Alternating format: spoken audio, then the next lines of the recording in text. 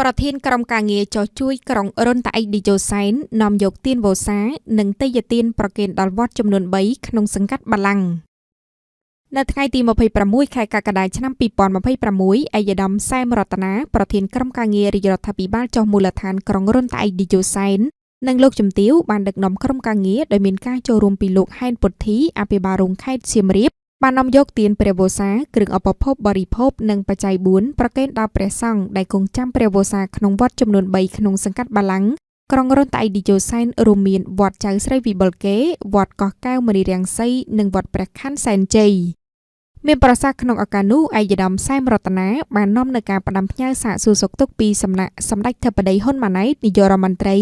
និងលោកជំទាវបណ្ឌិតសម្ដេចពិជ័យសេនាធាបាញ់ឧត្តមប្រឹក្សាផ្ទាល់ព្រះមហាក្សត្រអបនាយករដ្ឋមន្ត្រីទាសីហារដ្ឋមន្ត្រីក្រសួងការពារជាតិនិងឯកឧត្តមប្រាក់សុភ័ណ្ឌអភិបាលខេត្តសៀមរាបជូនចំពោះលោកយាយលោកតា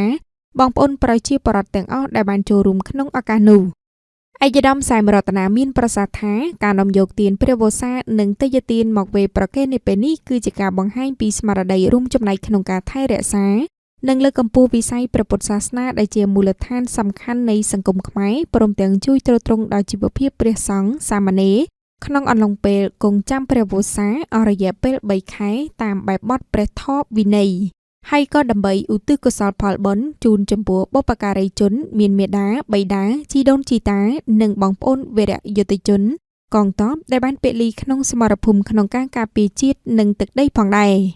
លោកអឹងសុភ័ណ្ឌអភិបាលក្រុងរុនតាអេកឌីយ៉ូសែនបានលើកឡើងថាក្នុងរយៈពេល2ឆ្នាំមកនេះក្រុងរុនតាអេកឌីយ៉ូសែនដោយមានការយកចិត្តទុកដាក់ពីសំណាក់រាជរដ្ឋាភិបាលក្រុមការងារថ្នាក់ជាតិថ្នាក់ខេត្តក្រសួងមន្ទីរអង្គភាពពាក់ព័ន្ធបានជួយជ្រោមជ្រែងនិងអភិវឌ្ឍជាច្រើនដូចជាការកសាងហេដ្ឋារចនាសម្ព័ន្ធការបំពាក់ភ្លើងបំភ្លឺសាធារណៈជាបន្តបន្ទាប់រួមទាំងការស្ដារជីវភាពរបស់បងប្អូនប្រជាពលរដ្ឋដែលរស់នៅក្នុងមូលដ្ឋាននេះ